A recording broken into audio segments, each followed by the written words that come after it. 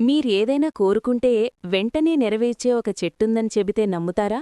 మనుషులు సృష్టించని, భూమిపై పెరగని, కాని సముద్రగర్భం నుండి జన్మించిన ఒక దివ్య వృక్షం. మీ మాటలు కాదు, మీ ఆలోచనలు వినే ఒక అద్భుత శక్తి. ఇదే కల్పవృక్షం కథ.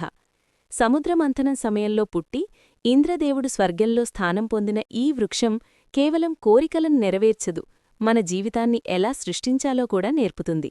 పురాతన కాలంలో దేవతలు తమ శక్తిని కోల్పోయి బలహీనంగా మారిపోయారు. అసురులు రోజురోజుకూ బలపడుతూ దేవతలను ఓడించే స్థితికి వచ్చారు. ఈ పరిస్థితిలో దేవేంద్రుడైన ఇంద్రుడు తీవ్ర ఆందోళన చెందాడు మరియు అన్ని దేవతలతో కలిసి విష్ణుమూర్తిని ఆశ్రయించాడు. విష్ణువు వారికి అమృతం పొందితేనే తిరిగి శక్తిని పొందగలరని చెప్పి క్షీరసాగరాన్ని మధించమని సూచించాడు.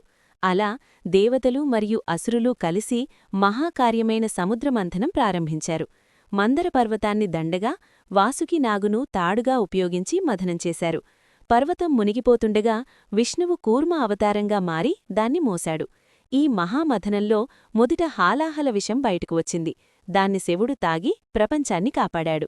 తరువాత ఒక్కొక్కటిగా లక్ష్మీదేవి, కామధేనువు, ఐరావతం వంటి అనేక దివ్య సంపదలు బయటకు వచ్చాయి. ఇవన్నింటి మధ్యలో ఒక అద్భుతమైన చెట్టు కూడా సముద్రగర్భం నుండి వెలిసింది. ఆ చెట్టు అసాధారణమైన కాంతితో ప్రకాశిస్తూ, దాని ఆకులు పచ్చమణుల్లా మెరిసి, పూలు దివ్య సువాసన వెదజల్లుతూ ఉండేవి. అదే కల్పవృక్షం. దేవతలు దాని మహిమను గ్రహించి దాన్ని స్వర్గానికి తీసుకెళ్లి ఇంద్రుణ్ణి నందనవనంలో నాటారు. ఆ తర్వాత అది స్వర్గంలో ఉన్న దేవతలకు అపారమైన సంపదను మరియు సుఖాన్ని అందించే వృక్షంగా మారింది. ఎవరైనా దాని కింద నిలబడి ఏదైనా కోరుకుంటే అది వెంటనే నెరవేరేది. కాని ఈ వృక్షం యొక్క అసలు ప్రత్యేకత ఏంటంటే, ఇది మాటలను కాదు, మనసులో ఉన్న ఆలోచనలను నెరవేర్చేది.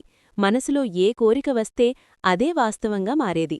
కాలక్రమంలో ఒక మహర్షి ఈ వృక్షం కింద ధ్యానం చేస్తూ దాని అసలు రహస్యం గ్రహించాడు. కల్పవృక్షం మన కోరికలను నెరవేర్చే ఒక సాధనం మాత్రమే కాకుండా మన ఆలోచనలను ప్రతిబింబించే అద్దంలాంటిదని అతను అర్థం చేసుకున్నాడు. మంచి ఆలోచనలుంటే మంచి ఫలితాలు, చెడు ఆలోచనలుంటే చెడు ఫలితాలు వస్తాయని అతను తెలుసుకున్నాడు.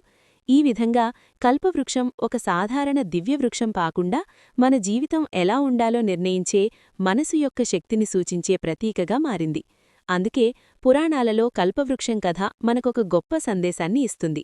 మన ఆలోచనలు చాలా శక్తివంతమైనవి.